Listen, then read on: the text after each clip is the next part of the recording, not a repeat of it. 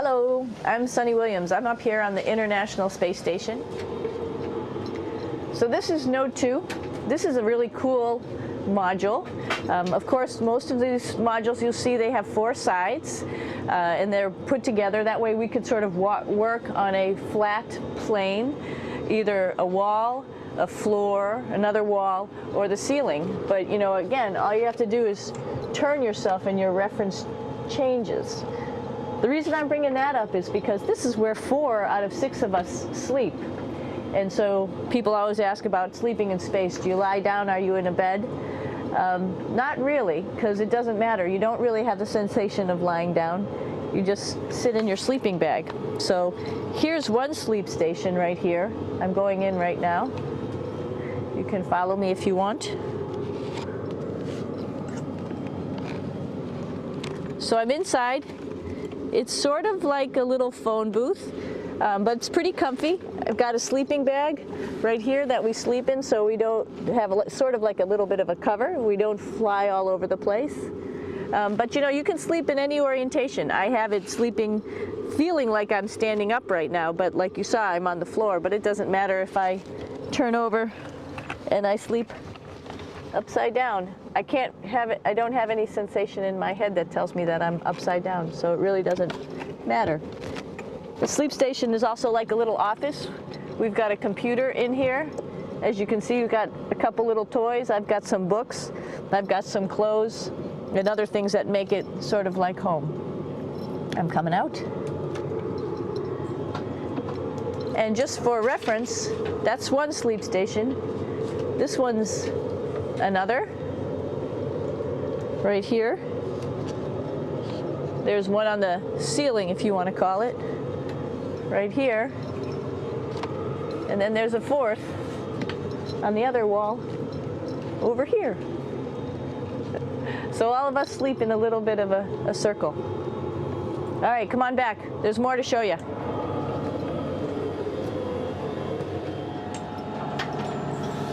I know that there's some questions about how to use the bathroom and how do you actually live in space like normal, like at home. I mentioned real quickly about getting up in the morning and brushing your teeth and washing your face. Well, how do you do that? Well, here is the bathroom essentially. You get up in the morning and we have a little kit and it has all the essential things that you need, like your toothbrush and toothpaste and brush. See how much better the brush makes my hair look? I'm just joking. It still stands up straight. It doesn't matter where you are. It's always going to stand up straight while you're up in space. A lot of people ask about toothbrush and toothpaste. So, luckily enough, toothpaste, you can do it upside right this way, is sticky, and so it sticks to your toothbrush. No problem. Another cool thing is that water sticks to your toothbrush too. If you can see it, I'll have some water come out. The water is pretty neat up in space. It'll stick to your toothbrush and it will make a big bubble, and that's just by surface tension. And then you can drink it. So a lot of people ask about what do you do with the toothpaste after you brush your teeth.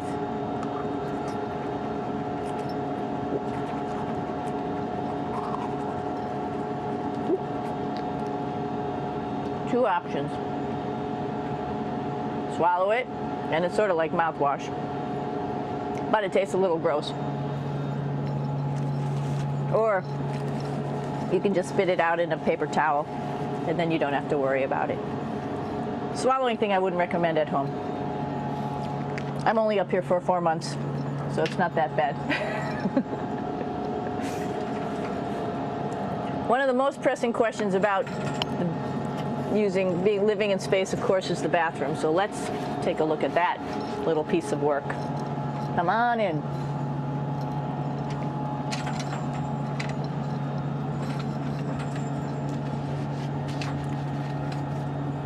Here we are at the throne. This is awesome. You might see the little You might have noticed the little moon on the outside. This is our orbital outhouse right here.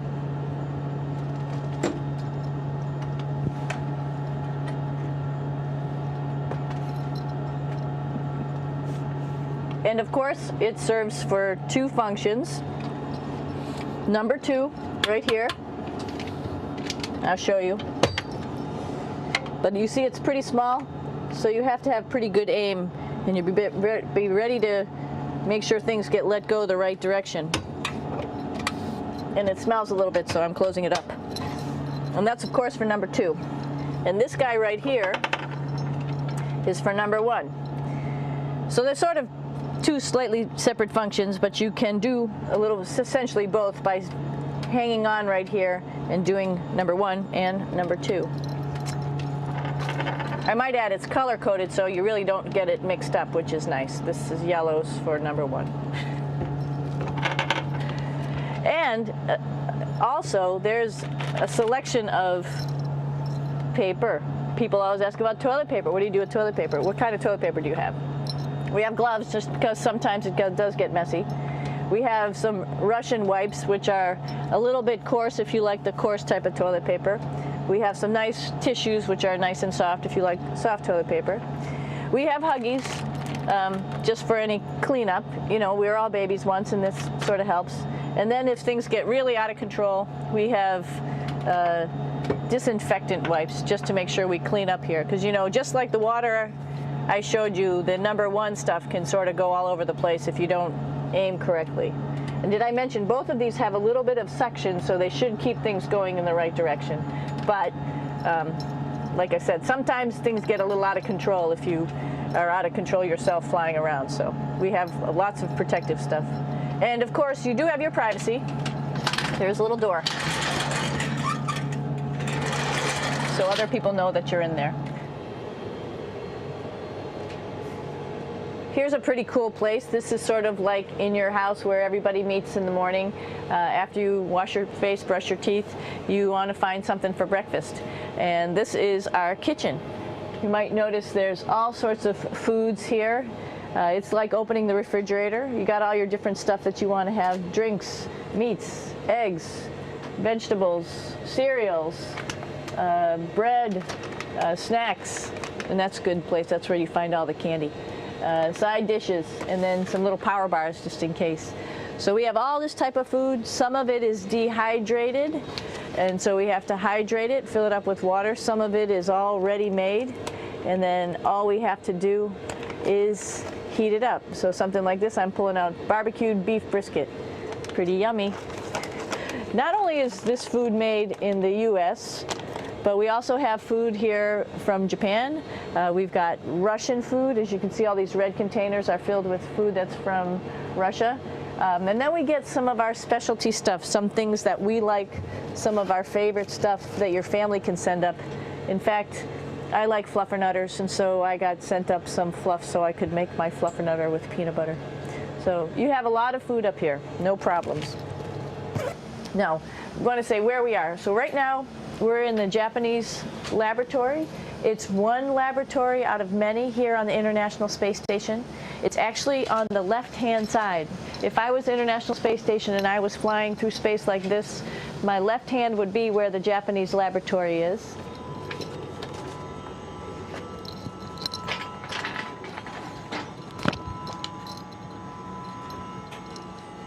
So now again, we're on the right-hand side, all the way on the right of the International Space Station.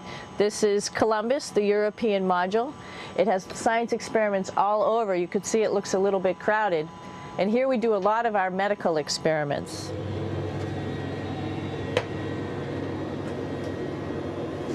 Here we are in the U.S. laboratory. Again, this is a laboratory with science experiments on all of the walls here, all sorts of stuff that we do. And one of the things we also do is we exercise. We have some exercise equipment on board the space station. We need to do that because we lose bone density and muscle mass while we're up here, and that's a result of not having to fight against gravity. So how we keep ourselves in shape are with a bike, a treadmill, and a weightlifting machine. This is the bike. You notice the clip pedals. So all you need to do is actually clip your feet in, and then you can start pedaling. You don't need a seat because you don't sit down. Actually, I haven't sat down for 6 months now, so you don't need any type of seat. Just make sure you're held in with your pedals. You probably see that the bike bounces around a little bit. As I move it, it's not steady and held to the wall firmly. And the reason for that is the space station is pretty big. You saw that there's also solar arrays on the space station. If we start putting any forces into the space station, it's going to make those solar arrays bounce around a little bit. So to prevent that, the machines bounce around a little bit, move around a little bit, and that way we don't put any forces onto the structure of the spacecraft out to the solar arrays. All right, a little farther on. Come on.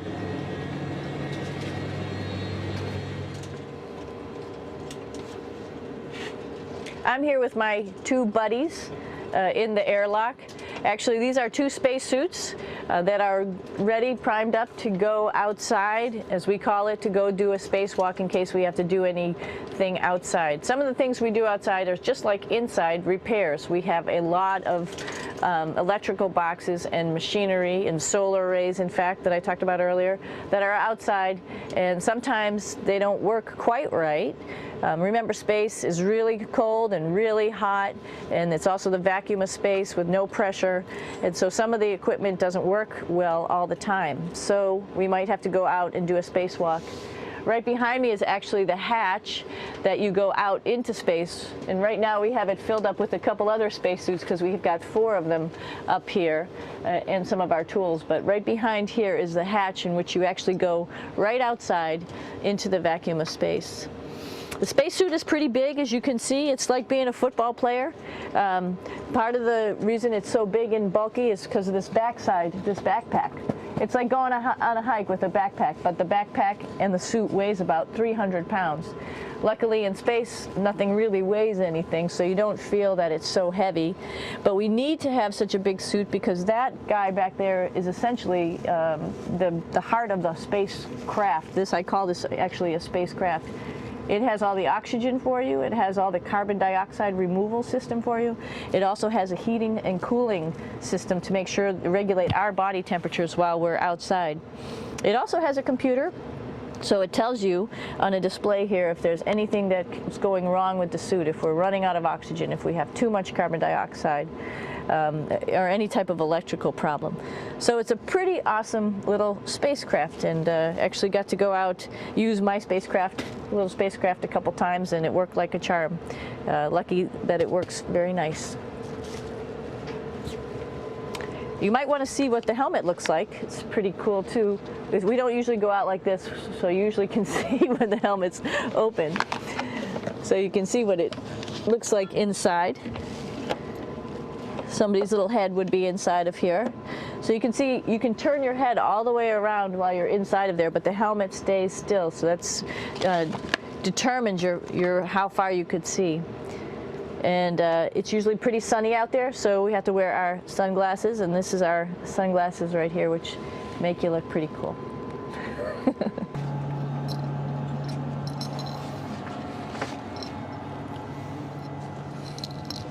It's like a glass-bottom boat. This is the cupola. It sticks down below the space station.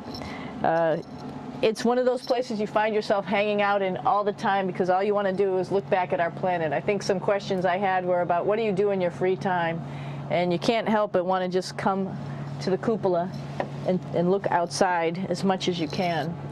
And a lot of folks, I play this game with myself about where we're flying over the Earth. Try to come in here and just guess. After being here for a little while, you can sort of figure it out. You can tell different cloud types over different continents. You can tell different soil types over different continents. So let's see. And then, of course, there's a lot of ocean. So usually we're over the ocean at first glance. I will tell you in just a moment where we are.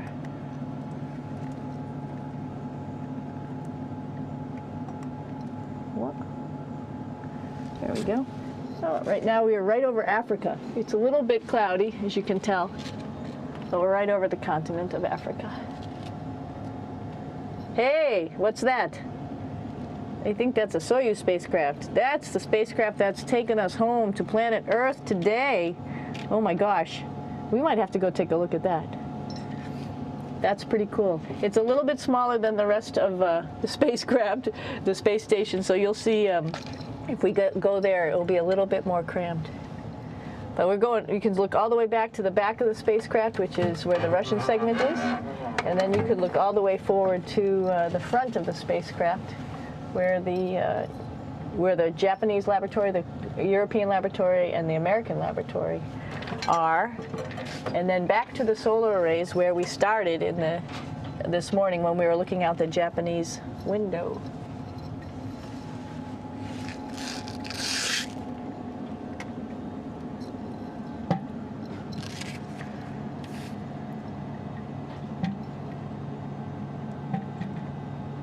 So other questions that were here are, what would you recommend as a job, if so, and to what type of person would want to be an astronaut? I think people who would like to explore, of course people who like math and science, that's what this is all about.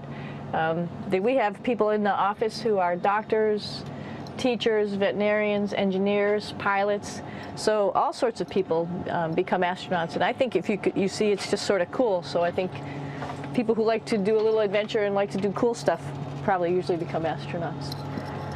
Hey, one thing I didn't show you, or I talked about but I didn't show you, was the exercise, another piece of exercise device, which is the advanced resistive exercise, and that's what this is right here. This is ARED, and you could probably see this bar. Let me just do a little bit of maneuvering here. Stand by. You have to set it up just like at any other gym.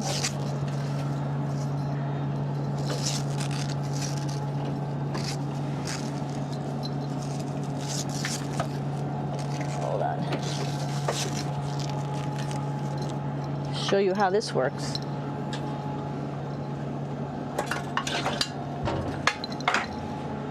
So you can see you can change your attitude just by going from one module to the next, going up from the cupola down here. This is what we call the ARED. And with this, you can lift weights based on vacuum in these cylinders, just like you do at home at a gym. For example, if I wanted to do a squat, I could do it like this. Oops. I just need some weight on this thing. I'm not lifting with anything, so it's too easy. One of the cool things you could do things that you can't do at home. For example, single leg squats with just one leg, because the other leg, you won't fall over.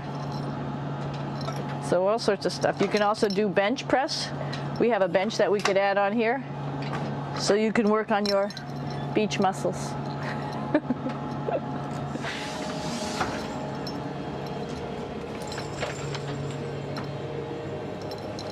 Hey, Aki, what are you doing down there?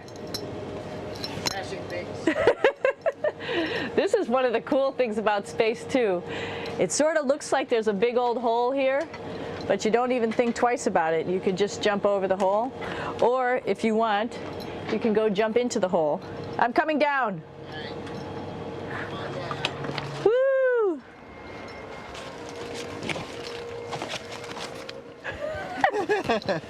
Then you can come right back up again, like Superman. Woo!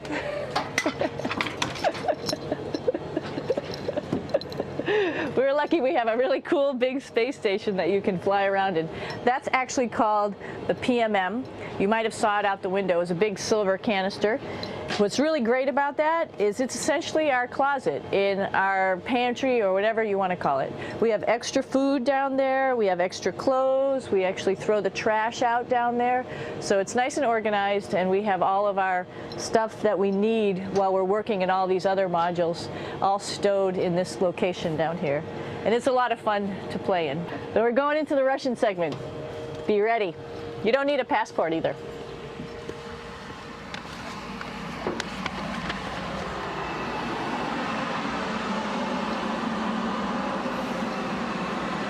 It goes a lot farther back than this. We'll go take a trip and say hello to the boys down there in just a minute. Well, let's do that first, actually, and then we'll go down to the Soyuz at the very end. This is Yevgeny. Hi. Doing a little tour.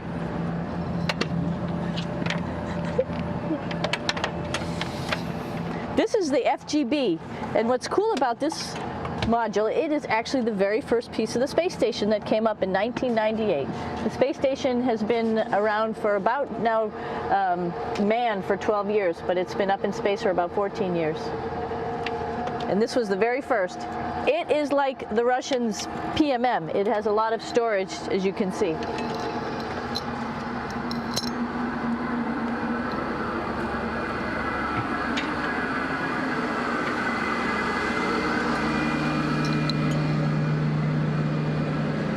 Можно? Снимаем. Чуть-чуть. So here we are in the heart of the space station, really. This is the service module. This is the central post. In case we had any problems, I know a couple of the questions were about what type of things do you have to worry about. And some of the things we have to worry about in space are fire. If we had a fire, if we had a depressurization, like we were hit by a micrometeorite and it made a hole, or if we had some type of toxic atmosphere. We use ammonia for our radiator, so there is a possibility that ammonia could come into the vehicle, and then it would be bad for all of us. If we have any of those problems, we come right here, which we call the central post. It is the main heart of the space station. It was also the first computers that came up here that ran the space station. And so behind this wall right here are these main computers. So we gather here as a group of 3 or 6 and then figure out how we're going to either fight the fire, patch the hole, or solve the toxic spill. And what's cool about this module, of course, it's the central post. It also has great windows right down toward Earth. It has controls to fly in visiting spacecraft if they need some assistance right here. It has Russian computers as well as American computers to help us control anything we need to on the space station. It's a couple of our crewmates back there, Oleg Novinsky on the right and Yuri Malenchenko on the left. And there's also a second bathroom here, which is really cool because 6 of us going to one bathroom is really tough. And so there's one bathroom here and one bathroom on the other side where I showed you. And you can probably see on the wall behind Oleg and Yuri some of the heroes of the space program. Sergei Korolev, who was a chief designer of putting men into space, and of course on the right-hand side, Yuri Gagarin, the first man to go into space. So just reminds us of our roots. Yuri, what are you doing? Что делать? Making coffee. Oh. Black coffee. Yeah. Looks good. Okay. Спасибо. We're going to check out our Soyuz real quick. Make sure it's ready to go. All right, back to the Soyuz.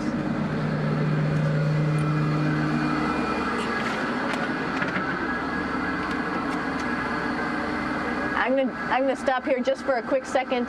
You can see on the Russian spacecraft there's also other modules that stick out, down, and above. Right here is, let's see, I'm trying to be oriented. That's a place where we do spacewalks from for the Russian side. There's Russian spacesuits in here, and also a visiting vehicle which brought fruits and vegetables and becomes a trash container when we undock. Up on this side is also a future place where they're going to do spacewalks from, and connected to it is Kevin's, Oleg's, and Yevgeny's Soyuz spacecraft. And now let's go see ours. Whoa! Извините. No problem. Это пробка.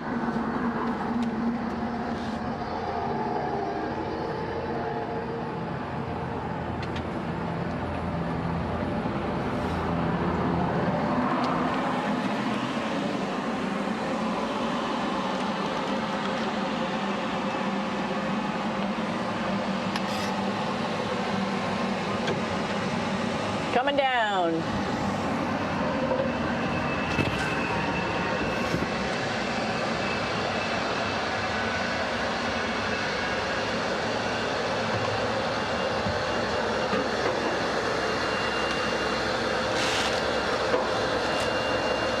It's a little tricky getting in here.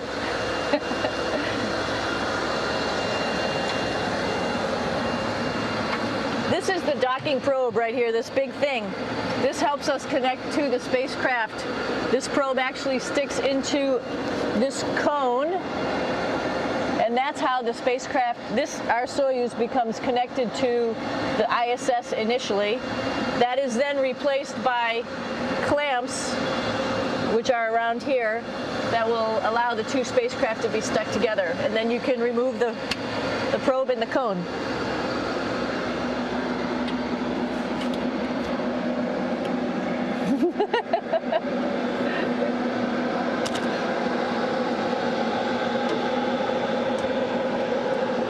You okay?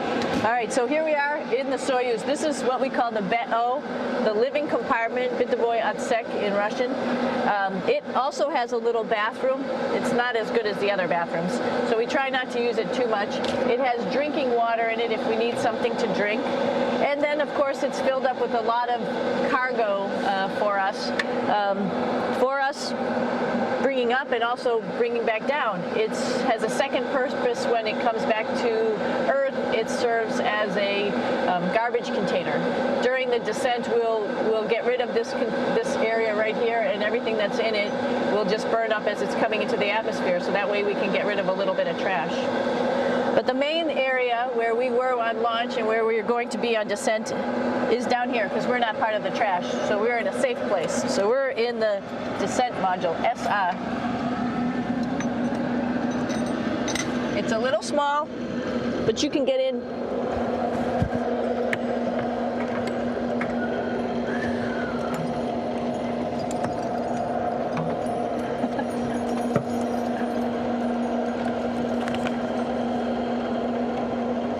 Not sure how well you could see in here.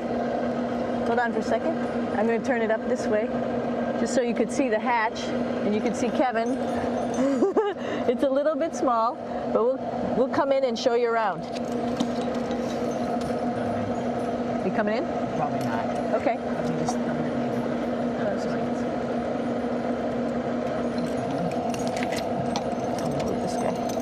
Got to move a couple things. We were just starting to get ready. We're preparing a couple days ago for our ride home. It's a little bit squishy, but everybody asks, how do you sit in the Soyuz? And you sort of sit in your seat like this. The seat is molded to your body, and so you can just sort of squish in here and be pretty relaxed. Everybody has a handmade seat for them. And then, of course, there's a control panel, and that's where we do most of our actions and work right here. There's hand controllers which you can fly the vehicle with, and there's a stick right here primarily used for communications when we're trying to talk to the ground. So 3 of us fit in here.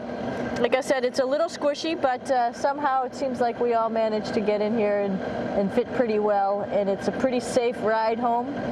You're probably wondering, what's all this junk behind us? Well, it's all of our parachute, first of all, and then it's all of our survival gear, just in case we end up landing in some strange place on the planet and nobody's there to rescue us right away. We have all sorts of survival gear with us, keeping us safe in here. So they've pretty much thought of everything. And we'll be home on the planet within the next 12 hours. Pretty shocking. All right, come on back. There's more to show you.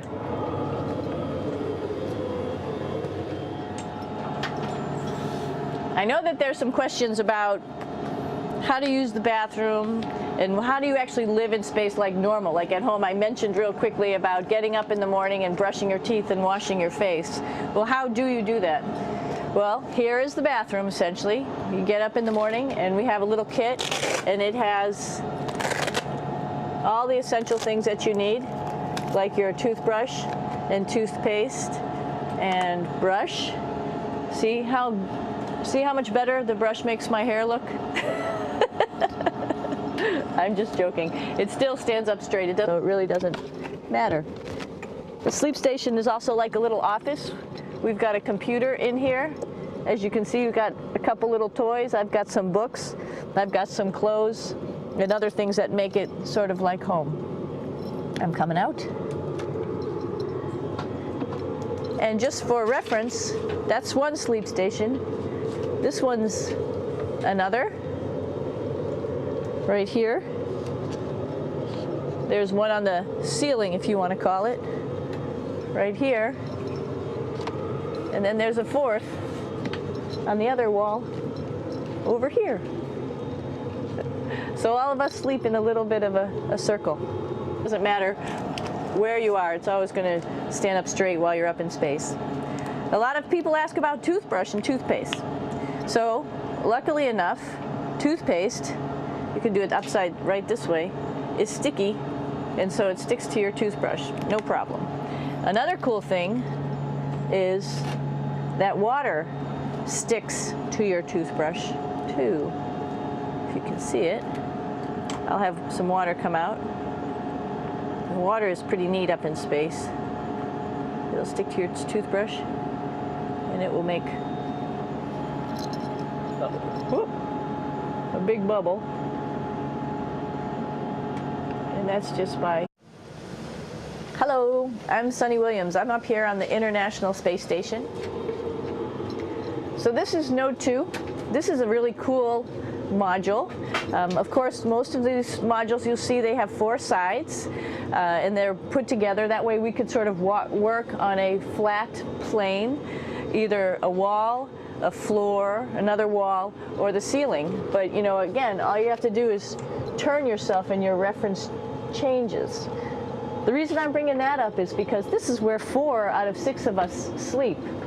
And so people always ask about sleeping in space. Do you lie down? Are you in a bed? Not really, because it doesn't matter. You don't really have the sensation of lying down.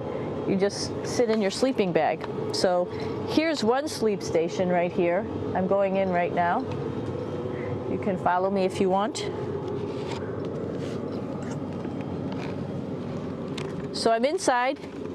It's sort of like a little phone booth, but it's pretty comfy. I've got a sleeping bag right here that we sleep in, so we don't have sort of like a little bit of a cover. We don't fly all over the place. But you know, you can sleep in any orientation. I have it sleeping, feeling like I'm standing up right now, but like you saw, I'm on the floor. But it doesn't matter if I turn over and I sleep upside down. I don't have any sensation in my head that tells me that I'm upside down.